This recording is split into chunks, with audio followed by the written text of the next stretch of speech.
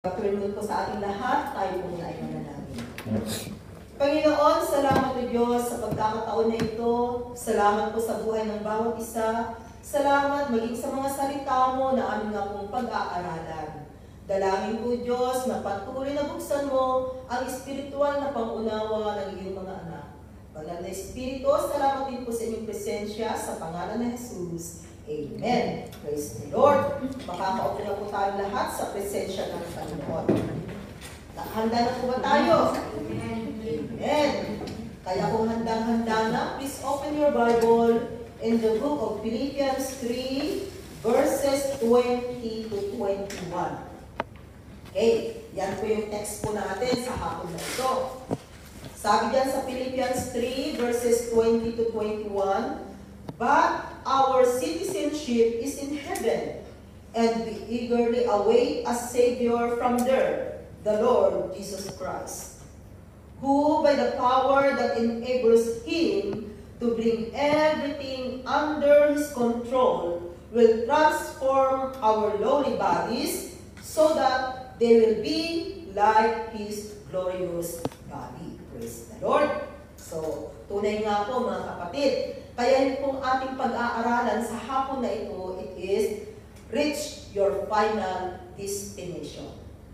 Okay, sino po sa atin dito yung gustong makarating doon sa kanyang final destination? Diba? Kung isa ka sanang athlete, diba? At ayan, nakikipagpaligsahan ka sa pagiging runner.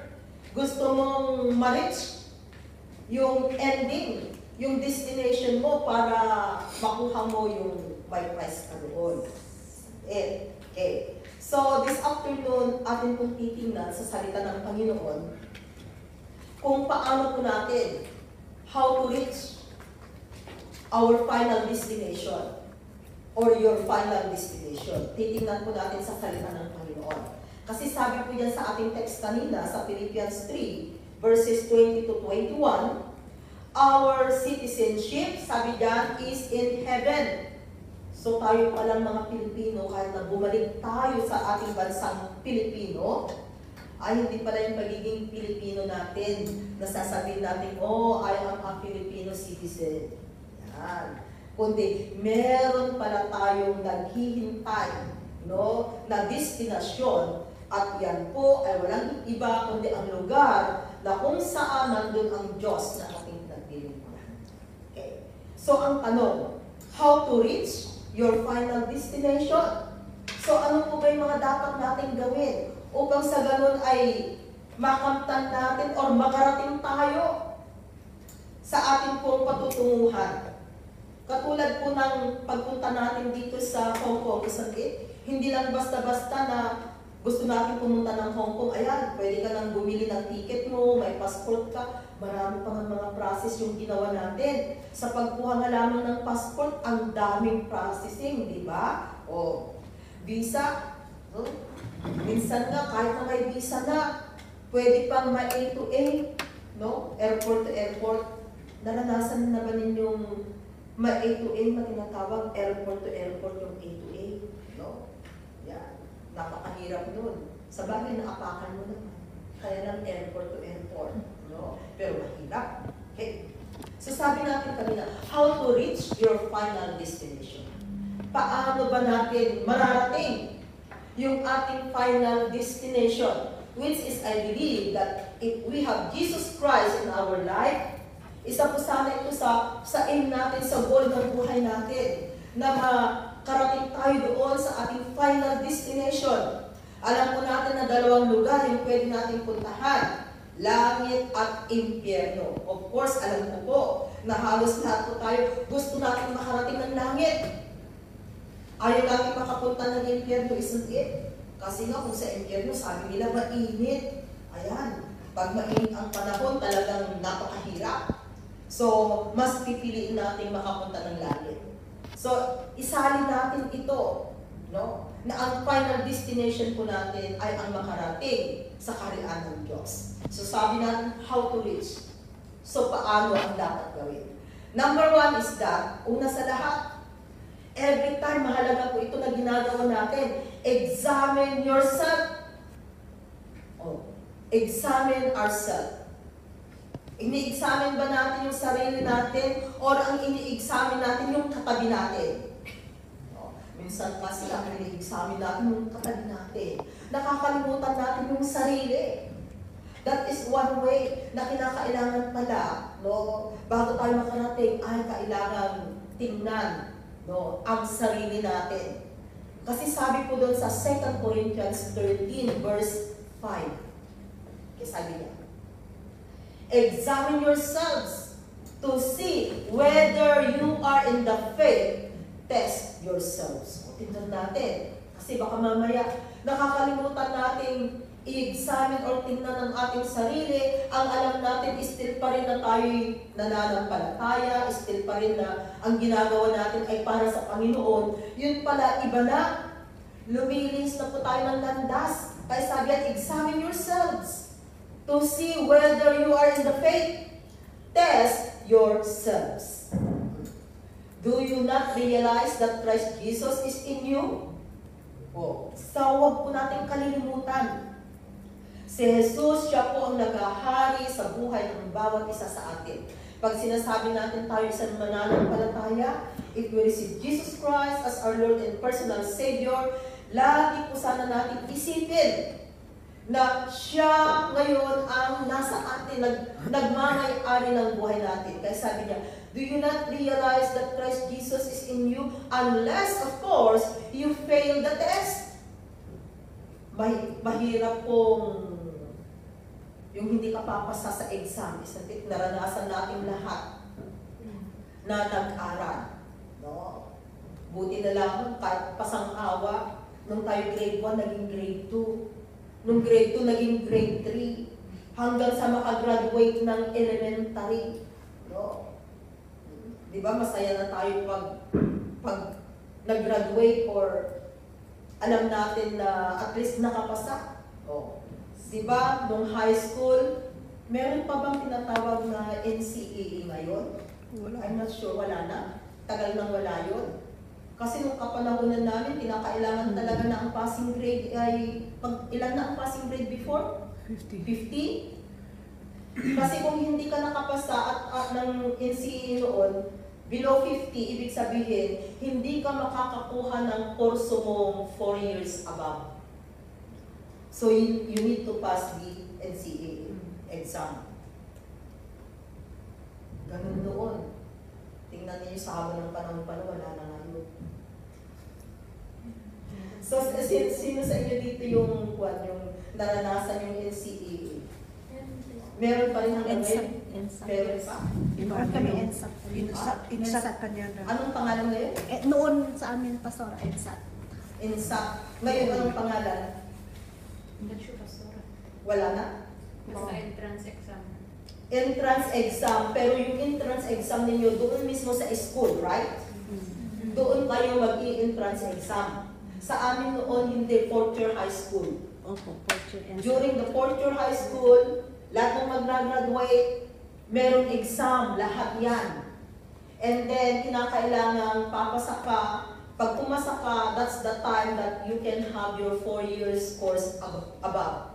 Pero pag hindi ka pasado, vocational course lang yung pwede mo makuha.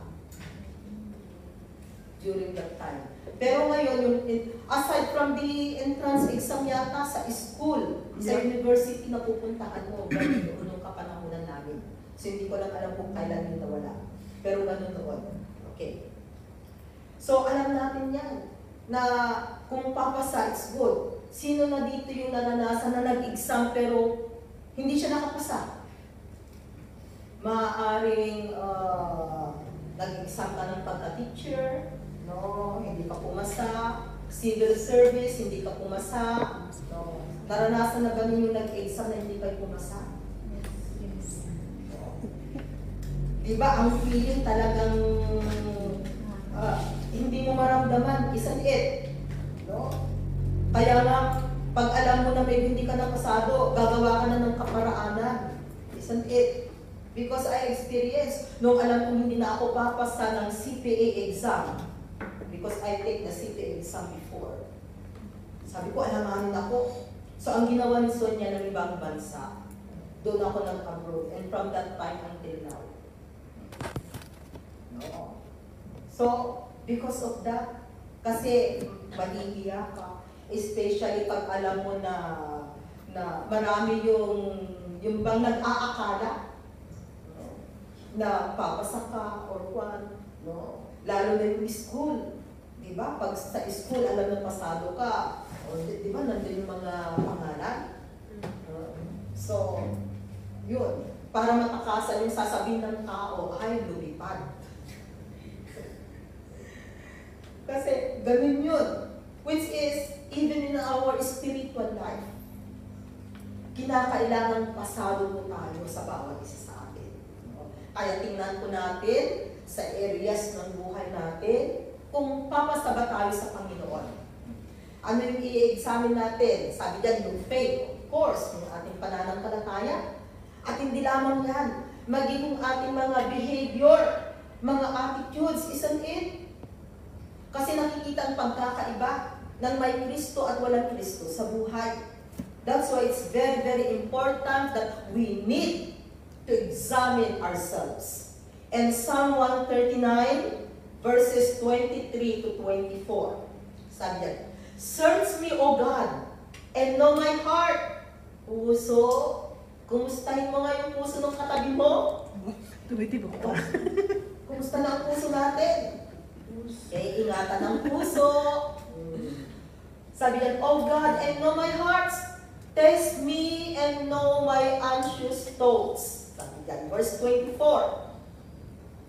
See if there is any offensive way in me, and lead me in the way everlasting.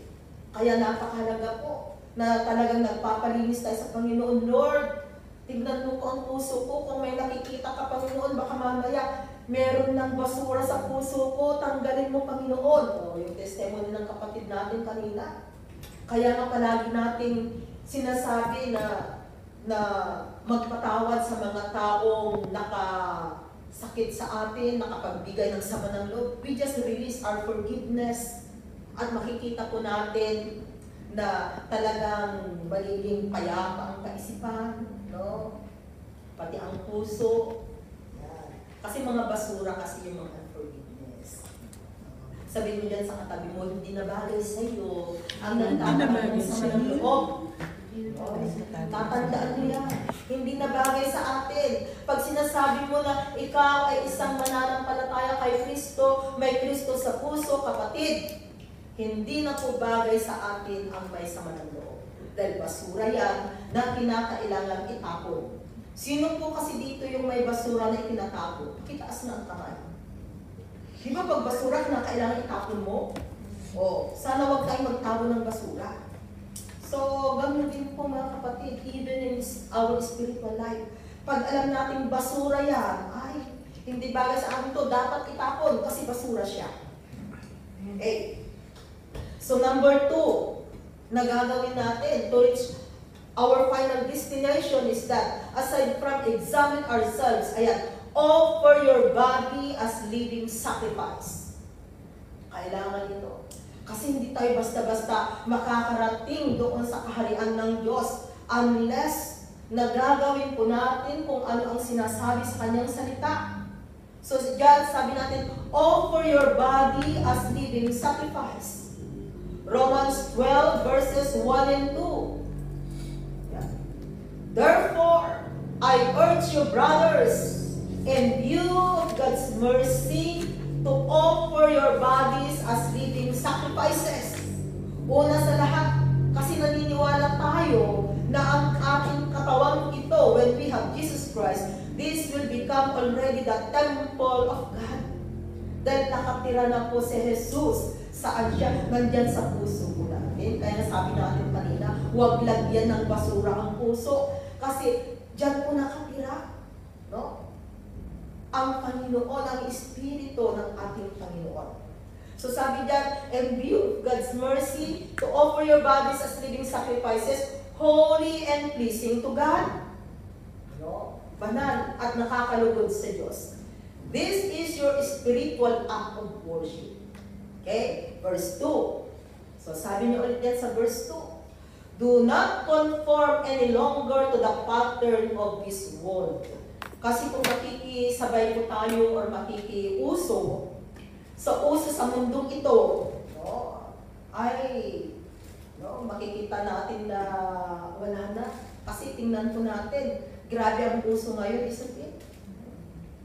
Hindi natin alam. Minsan nga, yung tinatawag na fashion, grabe ang fashion ngayon. No? Lahat ginagawa na yatang fashion. No? Pati minsan, hindi na nakukontento ang tao, pati yung buhok, talagang makikita mo. There are people na iba't iba ang kulay ng buhok. Hindi lang siya nakontento sa kulay pula, meron pang green. Yung technicolor. So, iba-iba po makikita po natin kasi yung tinatawag nilang fashion. Pero kung makikiuso po tayo, makikisabay, no, sa gawa sa mundong ito, hindi po tayo magiging kalugod-lugod sa kanila. Kaya sabi niya sa kanyang salita, do not conform any longer to the pattern of this world, but be transformed by the renewing of your mind.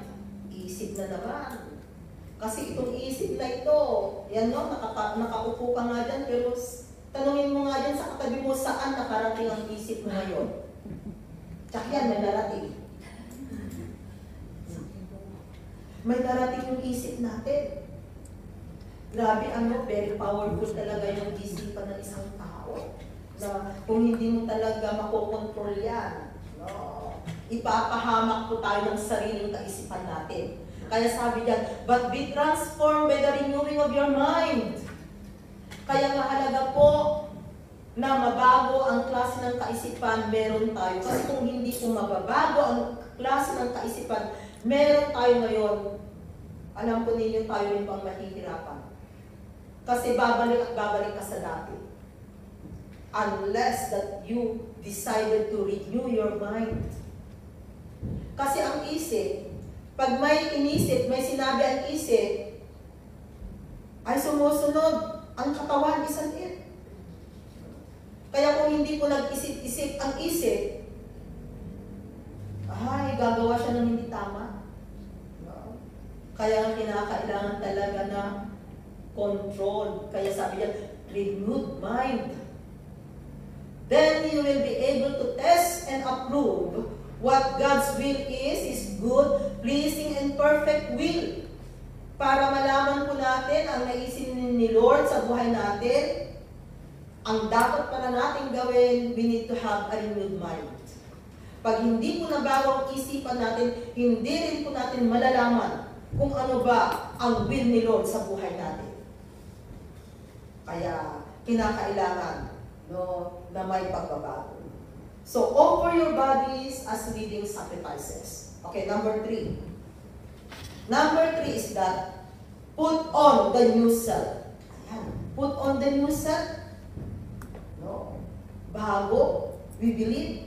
Dahil binago na po tayo ng Kristo at patuloy na binabago. Kaya sabi po dyan sa Ephesians 4:20-24. Okay. Sabi po niya sa kanyang salita, you, however, did not come to know Christ that way. Okay, verse 21 hanggang 24.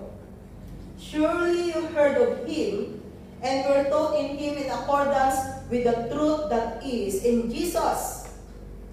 You were taught with regard to your former way of life. Lahat po tayo dito, meron po tayong former way of life. Ano pong klaseng buhay? Meron tayo noon. Maaari yung katabi mo, siya ang number 1 chismosa sa baryo nila. No. O di kaya, no? Siya yung inggitera noon. Basta pag meron siyang gusto, naiinggit. No? Maaari naman, no? Buti na lamang at ngayon mo yan nakilala kasi kung noon mo yan nakilala, baka hindi ka napapansinin. Susupladahan ka niya. So, marami po. All of us, we have different former way of life. So, sabi, to put off your old self. Yung dati natin noon. yung pagkatao natin noon, buti na lamang po at nagkaroon ng pag-asa. Nagkaroon ng pagbabago. To put off your old self, which is being corrupted by its deceitful desires. Kaya ang tao po, unless na hindi mabago, unless na sila ay magkaroon ng Kristo, ng Espiritu ng Diyos sa kanilang buhay, walang pagbabago. Still pa rin na corrupted. Kaya talaga ang tao kinakailangan magkaroon ng Jesus. Dahil ang pag-asa po ay ang pagkakaroon ng Jesus sa buhay. Ang Espiritu ng Panginoon. Verse 23. Sabi ulit yan. Kaya hanggang 24. To be made new in the attitude of your minds. And verse 24. And to put on the new self. Ayan. Created to be like God in true righteousness and holiness. Kaya nga, dapat po ang status po natin right now is that the old has gone, the new has come. Yan ang mga tunay na mananampalataya kay Kristo, may pagbabago sa buhay, at patuloy na binabago ni Kristo. Kung atin pong titingnan, marami pa po ang dapat mabago sa atin, bawat isa sa atin. No? Marami pa. Because we are not perfect. No? Minsan nga, hindi ka natin namamalayan. No? Pinaparimain ni Lord sa atin kung sino tayo noon. Kaya kung suplada ka noon, bigla na lamang, bigla ka nagiging suplada. And then you can realize, Lord, forgive me. Hindi na ako yung Panginoon dahil binago mo na ako. Nare-realize natin, nakikita natin. Kaya ganun po dapat ang status po ng bawat isa sa atin. Kasi kung hindi po tayo mababago, hindi tayo makakarating sa ating final destination. So, put on the new self. So, sa pagiging Kristiyano natin, talagang nakikita si Kristo sa buhay.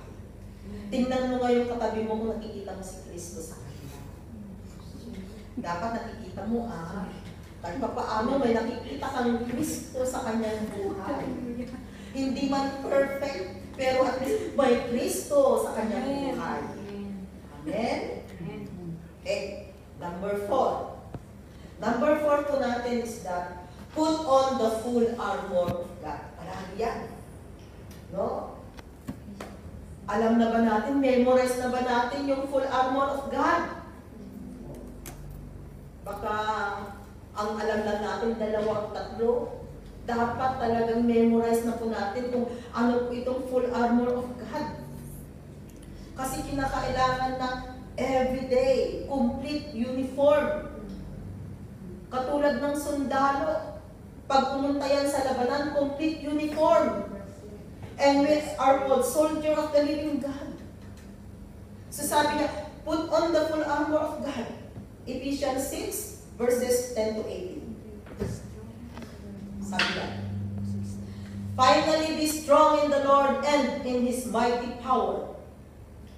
Put on the full armor of God so that you can take your stand against the devil's schemes. O, tingnan po ninyo. Kaya nga sinasabihan po tayo na isuot natin, put on the full armor of God. Para kung dumating po yung time, kasi alam po ninyo yung kaaway natin, palaging nandyan. No. Nandyan na talagang tinitingnan po niya ang bawat isa sa atin. So that we can stand against the devil's schemes, sabi po niya. Verse 12. For our struggle is not against flesh and blood. So hindi po tao ang kaaway natin sa mundong ito.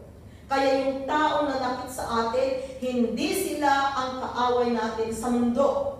Kundi sila lamang po ay naging biktima din ng kaaway.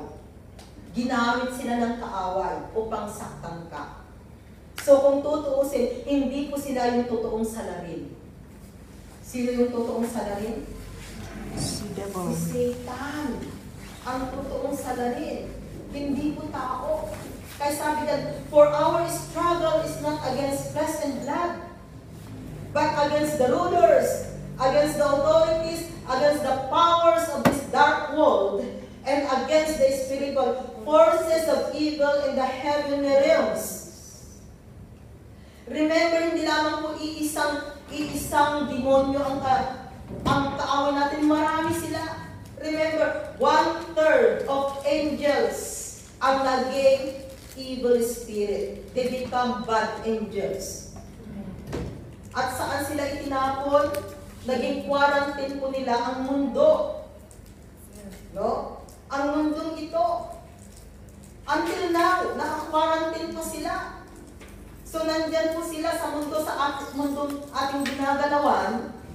Nandyan po si Satan together with those evil spirit. Hindi po natin sila nakikita because they are spirits. No? Pero, pwede mo silang maramdaman. Minsan naaamoy mo pa. Kaya nga pag minsan mabaho, di ba? Parang may demonyo dito, mabaho. Yan. Kaya, sila po yung kaaway natin sa mundo ito. Ang nangyayari lamang, nagpapagamit ang tao. Especially for those people na walang espiritu ng Diyos sa kanilang buhay. No? Ginagamit sila. Pero ingat din po tayo, huwag po tayo magpagamit sa demonyo. No? I believe that hindi po tayo pwedeng ma-demon possess kasi hindi pwedeng pagsamahin ang espiritu ng demonyo at espiritu ng Diyos sa isang tao. Kinakailangan isa sa kanila ang lumayas. No? Kaya kung tunay na may espiritu ng Diyos sa buhay natin, hindi po tayo pwedeng mag-possess ng demonyo. No? Kasi hindi pwedeng pagsamahin. Ang ginagawa lamang po yan, ayan, tinitingnan ka niya. And then, although he cannot read our mind, nakikita niya ang kilos, galaw natin, naririnig niya yung mga sinasabi natin, kaya nahuhulaan niya ngayon kung ano ang laman ng isipan. So, do not be deceived. Yan yung kanyang mga taktika. Kaya sabi po dyan, okay, verse 13. And verse 13, okay. Next verse, please. Therefore, put on the full armor of God. Kaya sinasabihan tayo na kung tutuusin po, binigyan na tayo ni Lord ng gagamitin natin. Ang gagawin na lamang natin ay isuot, gamitin. Kaya lamang po, marami pong mga Kristiyanong inosente at ignorante. Kaya sabi mo yan sa katabi mo, huwag kang maging inosente at huwag kang maging ignorante. No. No. Kasi sabi niya, therefore put on the full armor of God, so that when the day of evil comes, pag dumating yung time, ano po yung mga time, paano natin malalaman? Yung evil comes, yung the day of evil comes. Di ba? Pag dumating si problema, ay dumating si demonyo. Isn't it? Pag dumating si testing, si trials, no? Pag pinagalitan ka, ayan, the day of evil comes. Pag pinagalitan ka ni amo, no? Dumating yung araw ng demonyo, ayan, the day of evil comes. No? Sabi diyan, pag suot-suot natin, you may be able to stand your ground. Tingnan po ninyo. Kaya pag suot-suot natin, hindi ka basta-basta matatalo. Makakatayo ka. So, and after you have done everything to stand, ito na. Ayan, ano ang isusuot natin? Sabi diyan sa verse 14, stand firm then, with the belt of truth. So, sa isang mananampalataya, ayan, katotohanan. Kaya, makikita po yung katotohanan sa buhay natin. Huwag na po tayong magsinungaling. White lies is still lies. Small lie is still a lie. Okay? And the father of liar is Satan. Kaya, tingnan po natin. No, hindi na po nakakaaya sa Panginoon. Kaya huwag na po tayo magsinungaling. Yan yun yung belt of truth natin. No? Buckle around your waist. with the breastplate of righteousness and place breastplate of righteousness. Kaya tingnan ang puso. Okay? Kaya nga sabi natin kanina, kumusta ang puso? Talagang puso, babalik at babalik. Kasi mahalaga po ang puso. Kaya nga, di ba, ito yung pinakamahal. Pag nagkasakit ka, sakit sa puso, di ba, ang mahal-mahal ng surgery. Yung lalagyan ka ng, anong tawag doon? Yung heart. Di ba? Mahal. Milyon ang gagastusin. So, even for us spiritually, mahalaga talaga po ang puso. Kaya ang sabi ni Salmista David, create in me a clean heart, O God. Yung dapat po, yung palagi natin sabihin tayo, Lord, create in me a clean heart. Sa gabi bago matulog, Lord, linisin mo ang puso ko. Kung may nagawa akong hindi tama, Lord, forgive. Cleanse me with your precious blood. Every day, every time, magpalinis po tayo sa Panginoon. And then next, verse 15. And when you're fitted with the readiness that comes from the gospel of peace, kapayapaan. Kaya kahit na may problema, still pa rin na nararamdaman po natin yung kapayapaan, the peace of mind. Dahil yan ang nagpapatunay na may Kristo sa buhay. At hindi lamang po kapayapaan, sabi nga dyan sa verse 16. In addition to all this, take up the shield of faith. Ang pananggalang po natin ay ang faith natin.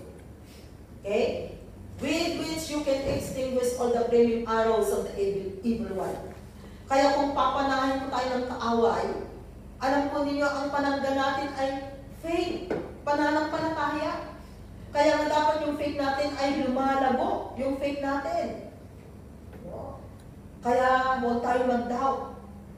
Ano man yung testing, na ipinapana ng kaaway sa atin, manalig lamang tayo kay Lord na may gagawin siya. Exercise and use our faith. That is our pananggalang shield, sabi diyan. At hindi lamang po yan, verse 17. Take that helmet of salvation. Saan nilalagay ang helmet? Sa ulo. Kaya mind. Babalik ulit tayo sa mind.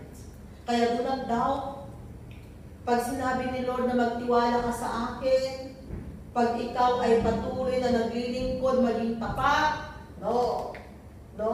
Huwag kang mag-doubt na binigyan kita ng kaligtasan. And your final destination is in heaven. Huwag tayong mag-doubt, mga kapatid. Kaya manalig po tayo.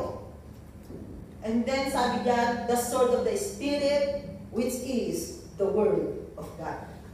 Kaya mahalaga ang salita ng Panginoon.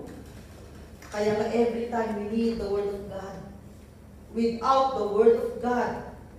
And remember, Word in Jesus, iisa lamang po. Jesus in the Word, the Word become flesh. And that flesh is the Lord Jesus Christ. Kaya kung atin pong titingnan, kailangan natin ang salita ng Panginoon. And of course, pray. Sabi diyan sa verse 18. And pray in the Spirit on all occasions with all kinds of prayer and requests. With this in mind, be alert and always keep on praying for all the saints. Okay. So, ano-ano po yung isusuot natin? Belt of truth. Huwag ka nililimutan. Truth. Okay. The breastplate of righteousness, puso. And then, the gospel of peace, kapayapaan. Still na mapayapa pa rin yung isipan. Ang pananggalang natin, faith. The shield of faith, pang-apat. And then, the helmet of salvation. Yung mind natin. No? The sword of the Spirit, ang espada natin, it is the Word of God. And prayer. Dapat yan, suot-suot natin. Huwag natin iiwanan. Kasi alam ko ninyo, pag full po, if we put on the full armor of God, dumating man ang araw, sabi dyan, that evil will come. No? We can stand. Bakit? Kasi namumuhay ka na may katotohanan. No? Ang puso mo malinis, the breastplate of righteousness. Meron kang kapayapaan. No? Nandiyan na you always exercise your faith. You are living by faith and not by sight anymore. No? And then, you're going to have the helmet of salvation, yung isipan natin. You have the Word of God, which is the sword of the Spirit, and prayer. So, kumpleto po dapat yan, mga kapatid. Okay. No? And then, number 5 natin, to reach our final destination, ang gagawin natin, of course, is to trust God. Number 5, trust God. Magtiwala sa Diyos. Tiwala lamang po, mga kapatid, sa Panginoon. Proverbs 3 verses 5 to 6. Palagi po natin napapakinggan ito. Trust in the Lord with all your heart. Ayan. Talagang tiwala sa Diyos, buong puso. And lean not on your own understanding. Huwag po tayo magtiwala sa sariling kakayahan o sariling kaisipan. Kasi alam po ninyo, ang understanding po ng tao, ang kanyang pangunawa ay limited. Limit, may hangganan. Pero ang Diyos po ay unlimited. No? Kaya sabi niya, magtiwala tayo sa Kanya. Hindi sa ating sariling kakayahan.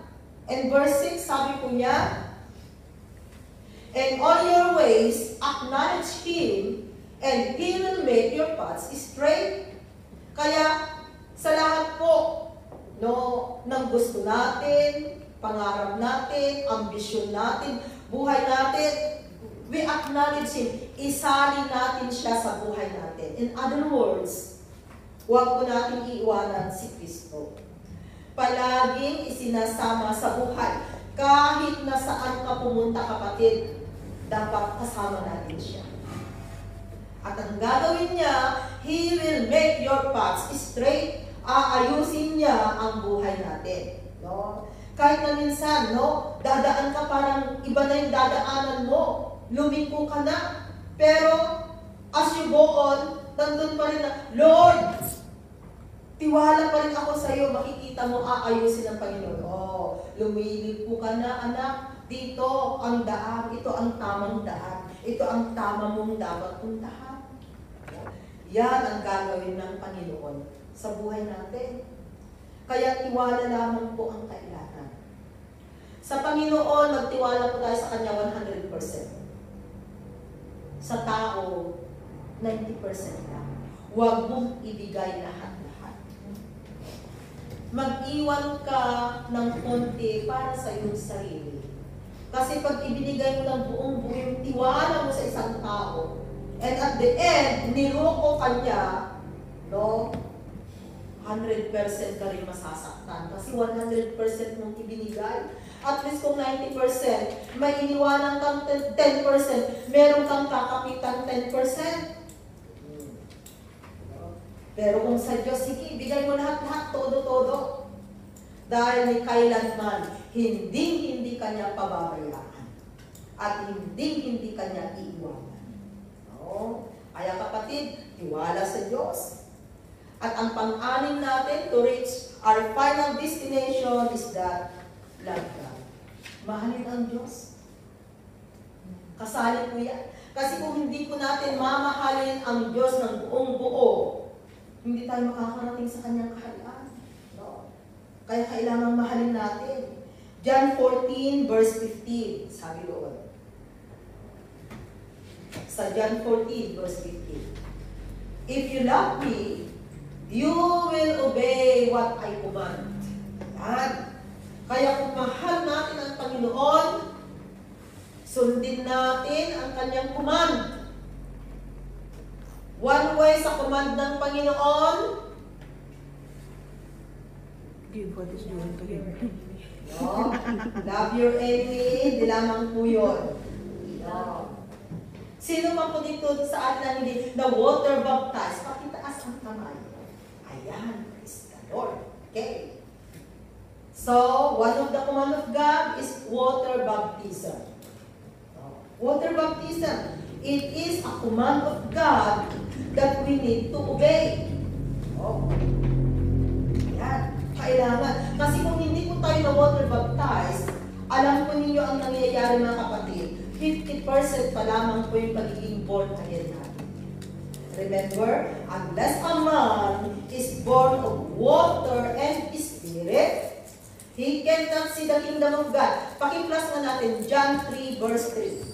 Singit natin ito for the sake, para damo na maunawaan ng ating mga kapatid. Para hindi naman po masaya yung ating pakikinig sa salita ng Panginoon. Kasi pinagdaanan din po namin yan. Hindi rin kami basta-basta nagpa-water baptize nung hindi namin naiintindihan. No? Para malaman po natin, sabi yan. And reply, Jesus declared, I tell you the truth, no one can see the kingdom of God unless he is born again. So born again is not a religion, but it is a relationship to God. Pagkakaroon ng relasyon sa Panginoon. Dahil ang hanap ni Lord ay relasyon at hindi po religion. Okay, verse 5. John 3 verse 5. Verse 5. John 3 verse 5. Yan. Jesus answered, I tell you the truth, no one can enter the kingdom of God unless he is born of water and the Spirit. Tingnan ninyo. Kinakailangang maipanganak, ano yung born again? Maipanganak sa tubig, and it refers to water baptism, and the Spirit, it is the Spirit of God. So, right now, alam ko po na ang bawat isa sa atin, tinanggap na natin si Jesus sa buhay natin. So, we have already the Spirit of God. Isn't it? Okay? Meron ng Espiritu ng Diyos sa buhay natin. Kaya lamang po, sabi ko kanina, 50% lamang yung pagiging born again natin. Kasi nga, hindi pa tayo na water baptized. Kinakailangan kumpleto. Katulad po ng mother na nanganak. Sino na po sa atin dito ang nanganak? Pakitaas ang kamay. Okay. For you mothers na nanganak, diba, there is a bag of water na lumabas sa inyo. Isn't it? And then, ayan, lumabas yung baby ninyo, but there is a bag of water. So, tunay na whatever happens naturally, always have parallelism in spiritual things.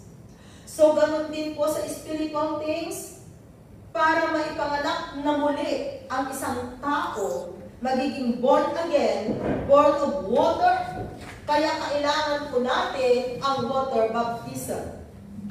Sino po ang qualified na ma-water baptize? Number 1 qualification, those who repent and those who accept Jesus Christ as their Lord and personal Savior. You are qualified already to submit for water baptism. Water baptism, it is a command of God that we need to obey. Huwag po kayong matakot na ma-water baptize. Kasi alam po ninyo, ang water baptism, it is not a commitment. Kasi baka mamaya, naku, ayoko pang magpa-water baptize. Kasi pag water baptize na ako dito, nagpa-water baptize na ako, ibig sabihin, committed na ako, eh hindi pa ako handang ibigay, Lord, yung aking 10%. Sumusunod ang lahat yun. Ako, mahirap. No? Pero praise the Lord, kung hindi ka pa na water baptized and then you obey already. Praise the Lord, no? Yan. So, kailangan nyo kasi, it is a command of God. Nasabi dyan that we need to obey. Kaya wag po kayong matakot. Kundi ang gagawin po ninyo, if you submit for water baptism, you obey the command of God. At sabi sa kanyang salita, when you obey the command of God, there is a blessing. Meron at merong pagpapala whenever you obey the command of God. So maging ang water baptism, no? May pagpapala yan kasi you obey the command of God. No? At kung nagbigay ka pa ng iyong tithes and offerings, eh di doon din pagpapala. Ganun po yun. Huwag po tayong mag-alala why we are teaching about tithes and offerings. It is for your own benefits, not for us, or not for this church of free believers. No. No. Kaya po, itinuturo po natin ang tithes and regular offerings. Kasi ito lamang po yung verse in the Bible na nagsasabing, test me on this. Malakay 3 verse 10. Tingnan ninyo, nagdadagdagan yung ating verses. Pero malapit na tayo matapos. Sabi diyan sa Malakay chapter 3 verse 10. Ito mahalaga ito kasi this is the command of God. And Malakay chapter 3 verse 10, ito po ang sabi diyan. Or we can start on verse 6. Yes. Malakay chapter 3 verse 6. Yeah. Sabi ni Lord, I the Lord do not change. So you, O descendants of Jacob, are not destroyed. Verse 7. Ever since the time of your forefathers, you have turned away from my decrees and have not kept me. Return to me. Ito ang sabi ni Lord. Return to me. No, bumalik kayo sa akin. And I will return to you, says the Lord Almighty. But you ask, how are we to return? Ito yung tanong. Paano po kami babalik sa iyo? And then sinagot sa verse 8, will a man rob God? Tingnan po ninyo. Ang tao ba ninanakawan niya ang Diyos? Anong sagot? Yet you rob me. Oo, ninanakawan niyo ako, sabi ni Lord. And then ang tanong mo ulit kapatid, but you ask, how do we rob you? Paano kita ninanakawan? Ano ang sagot dyan? In tithes and offerings. Baka ibinibigay lang natin offerings, kulang. Tithes and offerings. Ano yung tithes natin? 10% of our income. That is tithes. The 10% of our income para sa Panginoon. Kasi kung pagpipiliin kita kapatid, ano ang pipiliin mo? 100% salary without the blessing of God compared to the 90%. Bakit 90% na salary? Tinanggalan mo na kasi yung 10%. 90%. Pero may kasamang pagpapala. So, anong pipiliin mo? 100% without the blessing or the 90% with the blessing? 90%. Oh. Yes, 90% with the blessing. So, yun po yung salita ng Panginoon. Kasi sabi yan, nagnanakaw pag hindi pa na natin ibinigay yung tithes natin, pag nanakaw tayo. Sabi ko nga, based on my testimony, sabi ko kay Lord, Lord, bakit hindi ko po napakinggan ang tungkol sa tithes the first time pa lang na ako ay nagkaroon ng sweldo? That is my response the first time that I hear about tithes and offerings. Sabi ko kay Lord, Lord, ganun pala, nagbibigay pala ng tithes, bakit ngayon ko lang nalaman? So the first time that I hear about tithes and offerings, I pray. At nakita ko ang pagpapala ng Panginoon. Kaya nga, pag ako'y, whenever that I want to teach about tithes and offering, kasi yun yung aking first na reaction noon. Bakit ngayon lang, Lord? Ang tagal ko nang naghahanap buhay. Doon pumunta lang ako ng Hong Kong, doon ko nalaman ang about tithes and offerings. How many years na ako'y nagtatrabaho?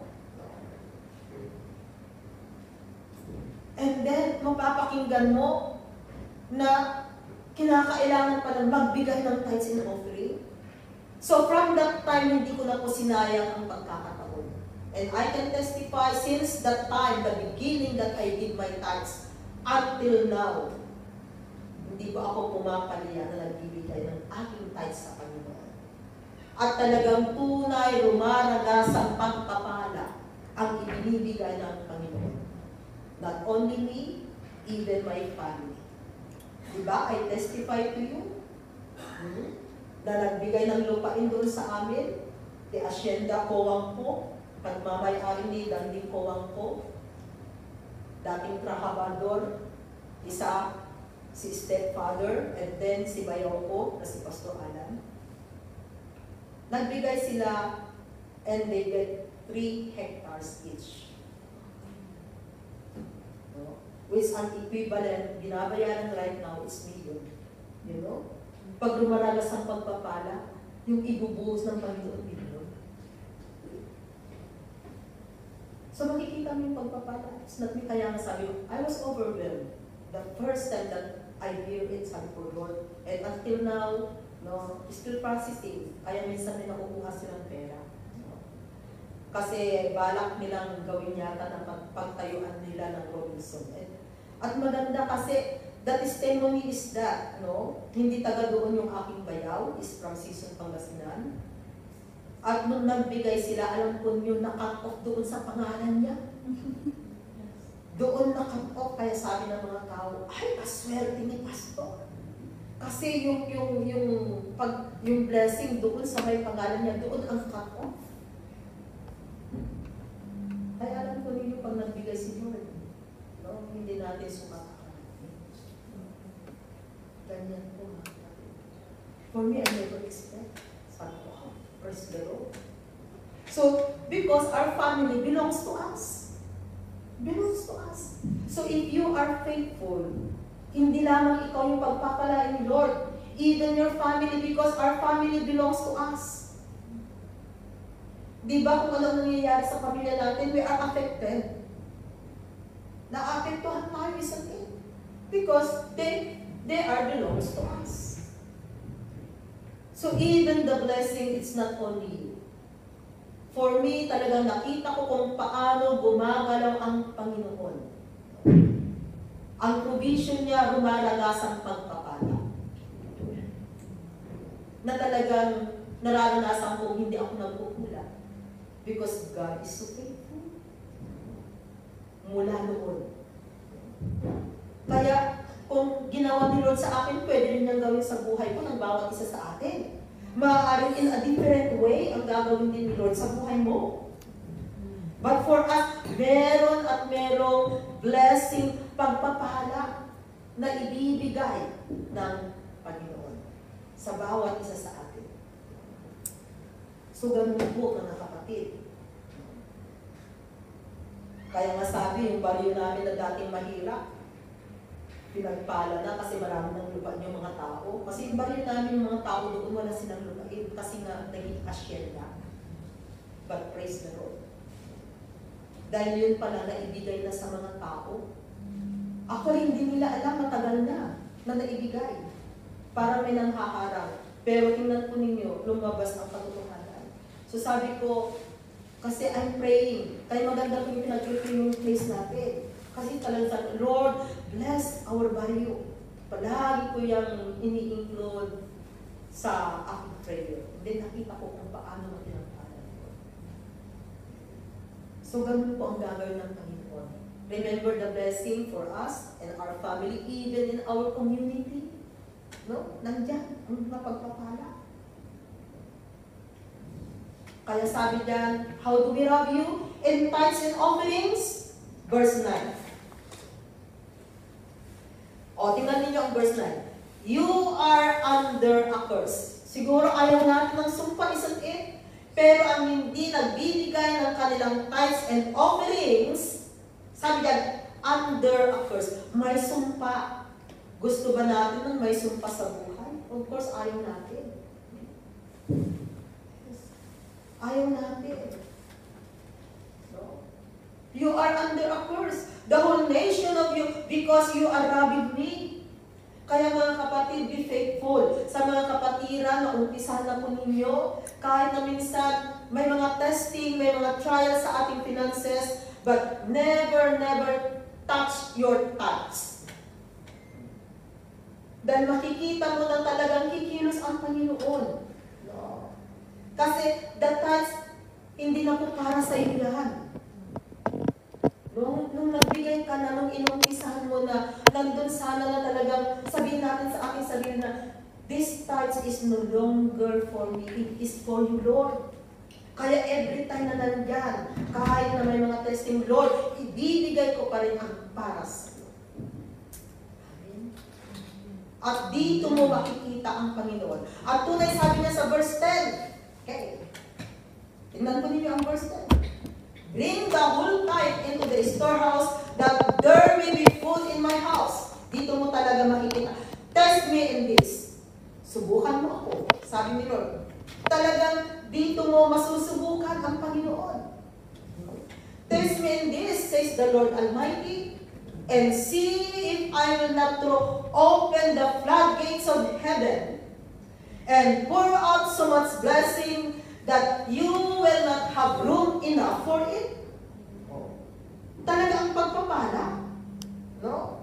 Ibubuhos ng Panginoon ang pagpapala. No? Sabi ko nga sa inyo, dito sa Hong Kong, di ba? Pag ikaw ang umalis sa employer mo, kahit na ilang taon ka na, you are not entitled for long service. Isn't it? No? Pero alam po ninyo, if you are faithful, pag dumating yung time, at ikaw ang aalis, magpo-for-good ka na. No? Walang imposible kay Lord. He can touch the heart of your employer at ibibigay yung iyong long service. No? Marami na po tayong testimony in our church. And all of them, sabi, ay, kahit ako yung umalis, ibinigay yung aking long service. Eh, paano meron silang itinanim? Meron silang itinanim. Kaya, meron at merong aanihin. Kaya ganun po ang ginagawa ni Lord. Kasi sa akin din testimony, ako umalis sa amo ko noon 8 years. No? Because of the work of the Lord. Because of the calling of the Lord. Kaya iniwanan ko ang aking employment. One of the best employer in Hong Kong. Si madam ko, hindi marunong magtutos. Yan ang klase ng among meron ako noon. Hindi mo talaga iiwanan. My employer, she never scolded me. Hindi ako nakarinig sa kanyang sigaw ng galit. Yun yung among hindi nag-utos. Pwede kang magbasa sa harapan niya. No?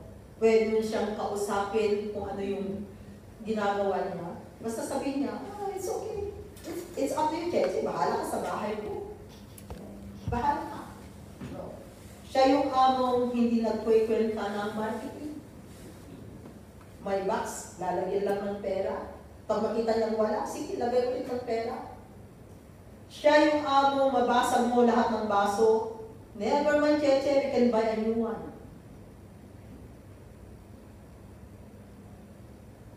Talagang hindi mo siya iiwan. But because of the calling of God. So maganda. Kasi, imagine that, 6 p.m. or 6:30, 7 o'clock pa lang ng gabi. Wala na akong trabaho. I can go to my room. Kaya noon talagang marami akong oras magbasa, mag-aral, kaya marami akong notes. Because I am in the education ministry. Marami akong mga ginagawang mga lessons. Because I have enough time. Wala na silang pakialam, hindi ka na nila uutusan.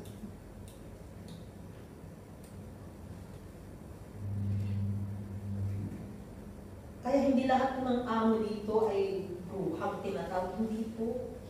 No? May mga among mababait. And I was so blessed because when I have an employment, I have one of the best employer. Kaya kung nakikinig ako sa mga kwento ng mga kapatiran, especially sa mga transients natin noon, na may mga cases, talagang doon ko nalaman. Sabi ko, may ganito palang mga amo dito, Lord. Kasi I never expect because I have a very good employer. Talagang mai-enjoy mong magtrabaho. Isn't it? Okay. So I hope na yung mga employer ninyo ay mabait. Huwag kayong makipag-away sa kanila. Be friend to your employers. Okay? Sabi natin, love God. Ayan, hindi pa pala tapos. Ayan. And see if I will not throw open the floodgates of heaven and pour out so much blessing that you will not have room enough for it. Okay? Ayan. Another supporting verse natin sa number 6 natin sa love God. Medyo mahaba yung siningit natin. Ano? Praise the Lord. Okay? No. Ganyan po tayo kamahal ng Panginoon. Para lubusan po natin maunawaan. So, sa ating dalawang kapatid kanina, no? Ayan. Alam ninyo kung ano yung mga dapat pa natin i-obey doon sa command ng Panginoon na dapat natin gawin. And 2 John 1:6, and this is love, that we walk in obedience to His commands. Ayan. Walk in His obedience to His commands, sabi diyan. As you have heard from the beginning, His commands is that you walk in love. So, kung mahal natin ang Panginoon, ayan, sundin natin ang Kanyang mga utos. And our conclusion, so before that, sabi natin, how to reach your final destination.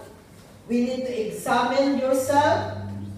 We need to offer our body as living sacrifices. Put on the new self. Put on the full armor of God. Trust God. Love. And love God. And our conclusion, dito tayo magtatapos. Revelation 22 verses 4 to 5. Gustong-gusto ko po itong verses na ito. Mula pa noon. Pag binabasa ko ito, I was so much encouraged. Sabi diyan sa Revelation 22 verses 4 to 5, they will see His face and His name will be on their foreheads. Verse 5, there will be, bakit iba? Tama ba yung sinabi ko? Or Revelation 21? Iba yata yung isulat ko. Revelation 21. Sorry. Revelation 21 verses 4 to 5. 3 to 4. Not 3 to 4. Revelation 21, 3 to 4. Ang conclusion natin. And I heard a loud voice from the throne saying, now the dwelling of God is with men, and He will live with them. They will be His people, and God Himself will be with them and be their God. Verse 4. Tingnan po ninyo mga kapatid ang verse 4. He will wipe every tear from their eyes. There will be no more death or mourning or crying or pain. Hindi ka na iiyak doon, hindi ka na masasaktan, kapatid. Kaya yung pag-iyak natin, yung sama ng loob, yung nasasaktan tayo, dito lamang sa mundo. Doon, hindi mo na yan mararanasan because we will have a perfect life together with the Lord. Ito ang kanyang pangako. For the old order of things has passed away. Diba? Ang sarap mamuhay pag ganito po. Na talagang mai-enjoy mo ang buhay. Kaya kapatid, pag gusto ko natin maranasan ang buhay na ito, nandun po. Tulad ng sabi natin kanina, na isama natin, na ang maging purpose natin, maging ambition natin sa buhay is to reach our final destination, and that is the dwelling place of God. Amen. Panginoon, salamat o God sa iyong salita na minsan pa ipinaalala mo po sa amin, O Lord God, na Lord, na hindi po ang mundong ito o God ang aming destinasyon, kundi meron kang inihandang lugar, Panginoon, na ang buhay po namin ay magiging perfect in that place, O Lord God. Kaya naisin po namin, Panginoon, makakasama ka po namin pagdating ng takdang panahon, ng tamang panahon, Panginoon. Kaya tulungan mo po kami, turuan mo po kami, Panginoon, na kami po, O Lord God, ay makapaglingkod sa iyo ng buong puso at katapatan. Maraming salamat, O Diyos, at ibinabalik ko po sa iyo ang mataas na papuri sa pangalan ni Jesus. Amen.